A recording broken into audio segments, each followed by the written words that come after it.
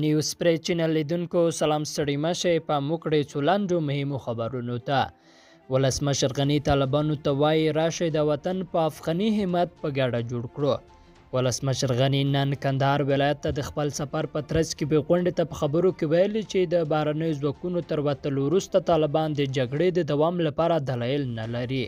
نوموړي پر یاده ډله غږ کړی دی چې راشي په لوړ افغاني همت یووالي اراده او درک د وطن په ګډه جوړ کړي. هغه زیاته کړې چې بهرني ځواکونه به په نږدې راتلونکي کې له افغانستان څخه ووځي او طالبانو ته به هم له دې وروسته د جګړې د دوام پلمې ورختمې شي. هغه ټینګار کړی دی چې د هیواد یووالي ته اړتیا لري څو تلپاتې او باعزته سولې ته ورسیږي.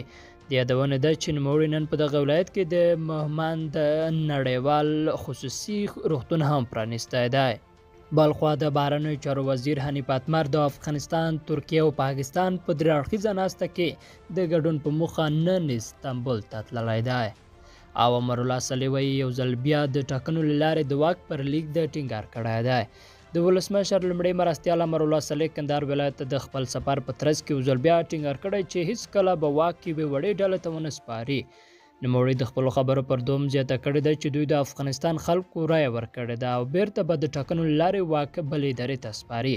صالح ویلي چې جمهوریت د دوی پلرنی میراث نه دی او لکه څنګه چې خلکو په کلونو د جمهوریت ساتنه کړې ده له دې وروسته به یې هم ساتي.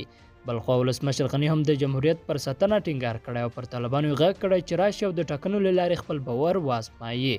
نوموړي د خپلو خبرو پر دوم زیاته کړې چې که چېرته طالبان له ده څخه د ویرې له امله په ټاکنو کې برخه نه اخلي نو دا یې ژمنه کوي چې په ټاکنو کې به برخه ونه اخلي. لیدونکو له ملتیا مننه، ښې چارې.